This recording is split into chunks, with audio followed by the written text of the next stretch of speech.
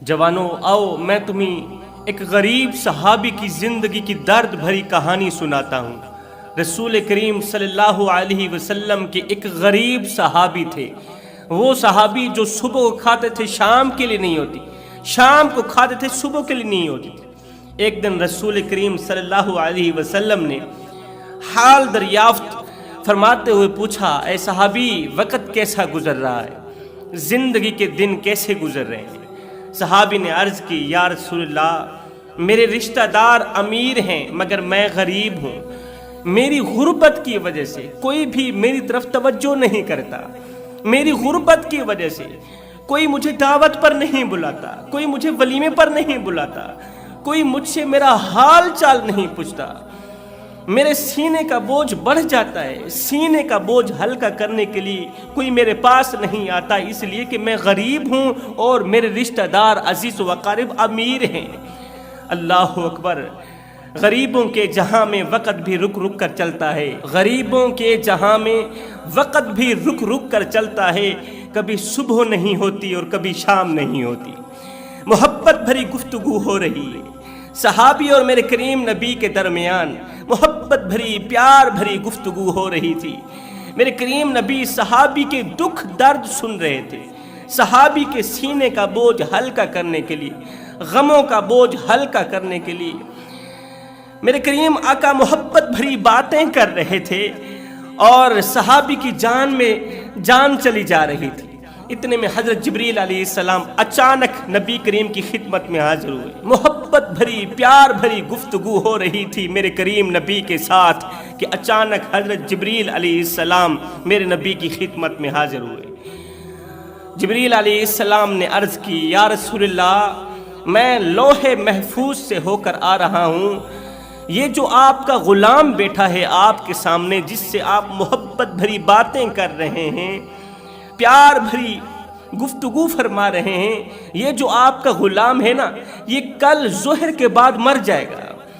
آج کا دن اس کی زندگی کا آخری دن ہے، یہ کل ظہر کے بعد مر جائے گا۔ اس کی موت کی خبر کون دے رہے ہیں؟ جبریل دے رہا ہے۔ جبریل کہاں سے آیا ہے؟ لوح محفوظ سے ہو کر آیا ہے۔ جبریل کون ہے؟ جو تمام فرشتوں کا سردار ہے۔ خبر تو حقیقت ہے نا، خبر تو سچی ہے نا کہ واقعی کل یہ ظہر کے وقت مر جائے گا۔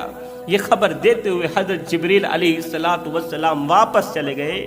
جیسے ہی میرے کریم نبی کو پتہ چلا، جیسے ہی خبر ملی کہ یہ جو میرے سامنے میرا غریب صحابی بیٹھا ہے نا، یہ کل مر جائے گا، آج کا دن اس کی زندگی کا آخری دن ہے۔ اللہ اکبر! یہ خبر سنتے ہی میرے کریم نبی کی آنکھیں چھم چھم برسنے لگی، چشمان اقدس سے آنسوں کی لڑی بہہ کر رخساروں کو چھونے لگی۔ اللہ اکبر! چشمان نبوت پر نم ہو گئی۔ بجائے اسے موت کی خبر دینے کے کہ اے صحابی تو کل مر جائے گا، آج کا دن تیری زندگی کا آخری دن ہے، بجائے موت کی خبر دینے کے میں قربان جاؤں میرے لجپال نبی نے اس سے پوچھ ہی لیا، اے نوجوان صحابی، اے غریب صحابی، تیرے دل کے اندر کوئی ایسی خواہش ہو، تیری زندگی کی کوئی ایسی حسرت ہو جو آج تک پوری نہ ہوئی ہو تو بتا دے، آج کے دن کے اندر ہی میں تیری وہ حسرت پوری کرنا چاہتا ہوں، میں تیری وہ خواہش پوری کرنا چاہتا ہوں۔ وقت قلیل ہے، حسرت طویل ہے، میں چاہتا ہوں کوئی بھی حسرت باقی نہ رہے تیری۔ نبی کا دل بھر آیا، نبی کی آنکھیں چھم چھم برس رہی ہیں۔ اللہ اکبر! اے صحابی، تیری کوئی ایسی حسرت ہو، تیرے دل کے اندر کوئی ایسی خواہش ہو جو ابھی تک پوری نہ ہوئی ہو تو بتا دو، آج کے دن کے اندر ہی میں اپنے غلام کی وہ خواہش پورا کرنا چاہتا ہوں، وہ حسرت پوری کرنا چاہتا ہوں، جلدی بتاؤ۔ تو اس غریب نوجوان صحابی نے کہا، یا رسول اللہ قربان جاؤں آپ کے نام پر، آپ کی شان پر، میرے ماں باپ آپ کے نام پر قربان ہوں۔ یا رسول اللہ ماں کی گود سے لے کر اب تک، ماں کی گودی سے لے کر اب تک میں غریب ہی رہا ہوں، جب سے پیدا ہوا ہوں غربت کے ساتھ میں نے اس طرح کی دوستی کی، غربت نے میرے ساتھ اس طرح کی یاری لگائی کہ وہ چھوڑنے کا نام ہی نہیں لے رہی۔ ماں کی گودی سے لے کر اب تک جب سے میں نے اپنی آنکھیں کھولی ہیں تب سے میں غریب آ رہا ہوں۔ یا رسول اللہ میرے دل کے اندر دو حسرتیں غریبی نے ایسے پنجے گاڑے تھے کہ وہ حسرتیں ابھی بھی پوری نہ کر سکا۔ رسول کریم نے پوچھا بتا وہ کون سی حسرتیں ہیں؟ تو اس غریب نوجوان نے کہا یا رسول اللہ دو حسرتیں ہیں۔ پہلی حسرت تو یہ ہے کہ میں میٹھا حلوہ کھانا چاہتا ہوں، آج تک میں نے میٹھا حلوہ نہیں کھایا۔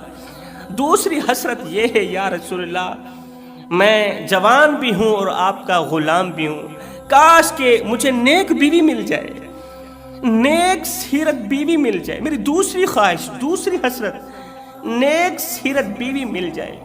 یا رسول اللہ میرے اندر کے جذبات ہیں، یا رسول اللہ میرے اندر کی طلب ہے، میرا شوق ہے، میری آرزو ہے، میری تمنا ہے، میری خواہش ہے، میری حسرت ہے کہ رات کا دوسرا پہر ہو، سارا مدینہ سو رہا ہو مگر میں اور میری بیوی مصلی پہ بیٹھ کے رو رہے ہوں، خاشیت الہی میں رو رہے ہوں، خوف خدا میں رو رہے ہوں۔ یا رسول اللہ میرے اندر پہلی حسرت حلوہ کھانے کی، دوسری حسرت مجھے نیک بیوی مل جائے۔ میں ایک ایسے مرض کا مریض ہوں جس مرض کا کوئی علاج نہیں ہے، وہ علاج ہے دیدار الہی، دیدار خدا۔ وہ کون سا مرض ہے؟ راتوں کی تاریکیوں میں اٹھ اٹھ کے اللہ کے حضور گڑ گڑا کر روتا ہوں، اور آئی رات روتا ہوں اللہ کے دیدار کے لیے، اللہ کو پانے کے لیے۔ میں اس مرض کا مریض ہوں یا رسول اللہ، میں چاہتا ہوں، میرے اندر خواہش ہے، تمنا ہے، آرزو اور حسرت ہے کہ میری جو بیوی ہو وہ بھی اسی مرض کی مریضہ ہو۔ راتوں کی تنہائیوں میں اٹھ اٹھ کے اللہ کے حضور جھکتی ہو، نماز پڑھتی ہو، روتی ہو۔ اللہ اکبر! نبی کی آنکھیں پھر سے چھم چھم برسنے لگی۔ نبی نے فرمایا وقت قلیل ہے، حسرت طویل ہے، وقت قلیل ہے، حسرت طویل ہے۔ دل ہی دل میں نبی فرمانے لگے صحابی آج کے دن کے اندر اندر ہی میں تیری یہ دونوں خواہشیں پوری کرنا چاہتا ہوں، کیونکہ آج کا دن تیری زندگی کا آخری دن ہے۔ نبی نے ایک دم آواز دی میرے بلال، جی یا رسول اللہ جلدی جاؤ عثمان کو بلا کر لاؤ، جلدی جاؤ میرے عمر کو بلا کر لاؤ، جلدی جاؤ علی کو بلا کر لاؤ، صدیق اکبر کو بلا کر لاؤ۔ تمام صحابہ جمع ہو گئے۔ نبی نے اس نوجوان صحابی سے پوچھا کوئی ایسی عورت ہے جو تجھے بہت زیادہ پسند ہو، جو نیک بھی ہو، متقی پرہیزگار ہو، تیری نظروں میں کوئی ایسی لڑکی ہے؟ اس نوجوان نے کہا یا رسول اللہ میرے چچا کی بیٹی ہے جو نیک بھی ہے، متقی پرہیزگار ہے، اور میں اسے پسند بھی کرتا ہوں، لیکن کیا کروں غربت کی وجہ سے وہ میری طرف توجہ ہی نہیں کرتی۔ نبی نے فرمایا جاؤ اس کے چاچا کو لے کر آؤ جس کی بیٹی کو یہ نوجوان پسند کرتا ہے، جس کی بیٹی متقی پرہیزگار ہے۔ صحابی گیا اس کے چاچا کو بلا کر لایا۔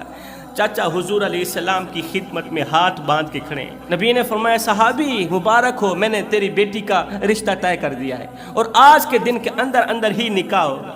تیری بیٹی کا رشتہ بھی طے کر دیا ہے، اور آج کے دن کے اندر اندر نکاح بھی کرنا چاہتا ہوں۔ سبحان اللہ۔ میرے نبی نے فرمایا عثمان جلدی جاؤ دلہا دلہن کے کپڑے تیار کرا کے لے کے۔ کسی صحابی کی ذمہ چادریں لگا دی، کسی صحابی کی ذمہ چارپیاں لگا دی، کسی کی ذمہ برتن لگا دیے، اور میرے نبی نے جناب علی کو فرمایا اے علی آج وہ حلوہ تیار کرو جو اس سے پہلے کبھی بھی تیار نہ کیا ہو، اس طرح کا میٹھا حلوہ تیار کرو اس سے پہلے کبھی نہ کھایا ہو نہ ہی تو بنایا ہو۔ وقت قلیل ہے، حسرت طویل ہے، جلدی کرو۔ نبی کو پتا تھا نا کہ آج میرے صحابی کا جو دن ہے اس کی زندگی کا آخری دن ہے، آج اس کی دونوں حسرتیں پوری ہوں گی۔ تھوڑی ہی دیر کے اندر اندر، تھوڑے ہی وقت کے اندر اندر دلہا دلہن کے کپڑے بھی تیار ہو گئے، کھانے پینے کی اشیاء بھی تیار ہو گئی، دلہن بھی تیار ہو گئی، دلہا بھی تیار ہو گیا۔ میرے کریم نبی نے مسجد میں بیٹھ کے ان دونوں کا نکاح پڑھایا۔ نکاح ہو جانے کے بعد رسول کریم صلی اللہ علیہ وسلم نے جناب سیدنا ابوبکر صدیق کو فرمایا اے میرے صدیق فلاں گلی میں آپ کا جو مکان ہے، آپ کا جو چھوٹا سا مکان ہے، دینا چاہتے ہو اللہ کے نام پر؟ اس نے کہا یا رسول اللہ آپ کے نام پر تو سب کچھ قربان ہے، وہ مکان میں نے دے دیا، وہ مکان آپ کا ہے، آپ جسے چاہیں دے دے۔ نبی نے فرمایا دلہے وہ مکان میں آپ کو تحفے میں دیتا ہوں۔ نبی کریم نے صحابہ کرام کو فرمایا جاؤ یہ بارات ان کے گھر تک چھوڑا ہو، ان کے کمرے تک چھوڑا ہو۔ صحابہ کرام بارات لے گئے، بڑی دھوم دھام سے بارات لے گئے، گھر تک چھوڑ آئے، اور وہ حلوہ جو میرے نبی نے خصوصاً دولہے کے لیے تیار کیا تھا وہ بھی کمرے میں پہنچوا دیا۔ दुल्हन भी चली गई, दूल्हा भी चला गया, खाने पीने की अशिया भी चली गई। अब दूसरे दिन मेरे करीम नबी ने एक सहाबी की जिम्मे ड्यूटी लगाई, कहा कि कल ज़ोहर से असर तक तूने दुल्हा दुल्हन के मकान के बाहर ही खड़े रहना है। कल ज़ोहर से लेकर असर तक तूने दूल्हे के मकान के सामने ही खड़े रहना है और गौर करना है। जैसे ही कमरे के अंदर रोने की आवाज आए फौरन मुझे खबर देना, क्योंकि आज का दिन दूल्हे की जिंदगी का आखिरी दिन है। आज की रात इसकी जिंदगी की आखिरी रात है। कल ज़ोहर के वक्त ये मर जाएगा। और मेरे सहाबी ज़ोहर से लेकर असर तक दूल्हे के कमरे के बाहर खड़े रहना, घूमते फिरते रहना। जैसे ही अंदर से रोने की आवाज आए फौरन मुझे बताना। रात गुजरी ही थी कि दूसरे दिन वो सहाबी आका करीम की इस फरमान को अपनी आंखों पर रखते हुए दूल्हे के कमरे के बाहर चला गया, घर के बाहर चला गया। ऐसे ही घूमता रहा, इंतजार करता रहा। अंदर तो खुशियों का समा बधा हुआ था, अंदर तो मुस्कुराने की आवाजें आ रही थी, बजाय रोने के अंदर से खुशियों की आवाजें आ रही, हंसने की आवाजें आ रही थी। अब सहाबी इंतजार में थे कि अभी रोने की आवाज आएगी। क्यों? इसलिए कि रसूलुल्लाह ने जो कह दिया अभी रोने की आवाज आएगी, अभी रोने की आवाज आएगी। इतने में असर की अजानें होने लगी, असर की अजान की आवाज आने लगी। सहाबी यहाँ से भागा, रसूल करीम सल्लल्लाहु अलैहि वसल्लम की खिदमत में हाजिर हुआ। रसूल करीम ने फरमाया जल्दी करो, मुझे खबर दो क्या बना। अर्ज की या रसूलल्लाह, आपने फरमाया था रोने की आवाज आएगी, मैं तो कान लगा के सुनता रहा। मुस्कुराने की आवाज तो आती रही, हंसने की आवाज तो आती रही, रोने की आवाज नहीं आई। अंदर तो खुशियों का समा बंधा हुआ था, कोई भी नहीं रो रहा था, कोई भी नहीं रो रहा था। रोने की आवाज क्यों नहीं आई? रसूल करीम सीधा सजदे में चले गए, सजदे में चले गए। अर्ज की ओ मेरे करीम रब, तेरा जिब्रील मेरे पास आया था, कहता था कि मैं लोहे महफूज से होकर आया हूँ, खबर लेकर आया हूँ आपका ये गुलाम कल ज़ोहर के बाद मर जाएगा, लेकिन अभी तक वो जिंदा है। मेरे मालिक मुझे बताया जाए माजरा क्या है, मुझे बताया जाए आखिर कौन सा राज पोशीदा है। तो मेरे अल्लाह ने फरमाया ए मेरे हबीब, मुझे अपनी इज्जत और जाहो जलाल की कसम, मेरा जिब्रील सच ही बोलता है, हकीकत में ही इसने आज ज़ोहर के बाद मर जाना था। आपके नौजवान सहाबी ने, दुल्हे ने आज ज़ोहर के बाद मर जाना था, लेकिन क्यों नहीं मरा? उसकी एक वजह है, उसकी ये वजह है कि आपने उसका निकाह पढ़ाया। निकाह पढ़ाने के बाद आपने उस दूल्हे के लिए मीठा सा हलवा तैयार कराया, वो हलवा जो इससे पहले किसी ने नहीं खाया था। बड़े शौक से आपने दूल्हे के लिए मीठा सा हलवा तैयार करवाया। तो फिर आपने सहाबी को दिया कि जाओ दूल्हे के कमरे के अंदर रख कर आओ। खाने पीने की अशिया दूल्हे के कमरे के अंदर रख कर सहाबी वापस चले गए। जब इशा का वक्त हुआ तो दूल्हा दुल्हन कमरे के अंदर अकेले थे। उन्होंने दस्तरखान बिछाया, दस्तरखान बिछाया। दूल्हे ने हलवे को देखा, वो हलवा जिसके खाने की हसरत रखता था, अंदर शौक था, ख्वाहिश थी, हसरत थी कि कब मैं मीठा हलवा खाऊंगा। जैसे इसने मीठे हलवे को देखा, हाथ बढ़ाया हलवे की तरफ, कबल इसके कि हलवे का निवाला लुकमा बनाकर मुंह में डालता। इतने में दरवाजे में किसी भूखे प्यासे की आवाज आई, दरवाजे में से किसी भूखे की आवाज आई, है कोई अल्लाह के नाम पर खाने पीने को कुछ देने वाला? 3 दिन का भूखा हूं, मेरे बच्चे भूखे हैं, 3 दिन से कुछ नहीं मिला। है कोई अल्लाह का नेक बंदा जो मेरी भूख मिटा दे और मेरे बच्चों की भूख मिटा दे? कबल इसके कि वो निवाला उठाकर मुंह में डालता, इसने वही निवाला वहीं पे रख दिया। साथ में अपनी शरीक हयात को कहा, बीवी को कहा, ऐ इस्लाम की मुकद्दस शहजादी, मेरे लिए बस इतना ही काफ़ी है कि तू मेरी बीवी बन गई। मेरे लिए बस इतना ही काफ़ी है कि तेरे जैसी अजीम औरत, तेरे जैसी नेक औरत, बापर्दा औरत मेरी ज़िंदगी में आ गई। हमारे लिए बस इतना ही काफ़ी है कि रसूल करीम ने हम दोनों का निकाह पढ़ाया है।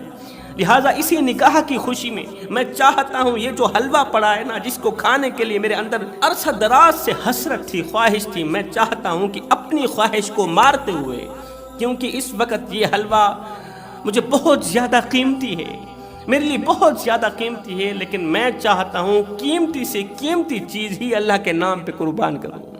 मैं चाहता हूँ ये सारा खाने पीने का सामान उठा कर ना फ़कीर की झोली में डाल दूँ, اس کی بیوی کوئی عام تو نہیں تھی نا، وہ بھی تو اسلام کی مقدس شہزادی تھی نا، وہ بھی تو اللہ کی محبوبہ تھی نا۔ بیوی نے کہا ایسا ہی کرتے ہیں، نکاح کی خوشی میں، دونوں کی ملاپ کی خوشی میں اس دعوت کو اٹھاتے ہیں، فقیر کی جھولی میں ڈال دیتے ہیں۔ انہوں نے دعوت اٹھائی، جا کر فقیر کی جھولی میں رکھ دی۔ 3 دن کا بھوکا تھا، اس کے بچے بھی 3 دن کے بھوکے تھے۔ اللہ نے فرمایا اے میرے حبیب، جو میٹھا اس نے زندگی بھر نہیں کھایا تھا، وہی میٹھا اس نے میرے نام پر دے دیا، میرے نام پر قربان کر دیا۔ جب وہ روٹی، وہ حلوہ فقیر کی جھولی میں ڈالا گیا تو میرے فقیر نے دونوں ہاتھ اٹھائے، عرض کیا میرے کریم رب، ان دونوں کی خوشیاں سلامت رکھنا، اس جوڑی کو خوشیاں دینا، اس جوڑی کو الگ مت کرنا، اس جوڑی کو ایک دوسرے سے جدا مت کرنا۔ اللہ نے فرمایا اے میرے حبیب، مجھے اپنی عزت اور جاہ و جلال کی قسم، اس نے آج مر ہی جانا تھا، لیکن جب فقیر کے ہاتھ اٹھے، جب غریب کے ہاتھ اٹھے نا، تو میں نے تقدیر بدل کر اس کی زندگی بڑھا دی، تقدیر کو بدل کر اس کی زندگی میں برکت ڈال دی، اس کی عمر بڑھا دی، اس کی بیوی کی عمر بڑھا دی۔ غریبوں کی مدد کرنے والا شخص زندگی میں کبھی غریب نہیں ہوتا۔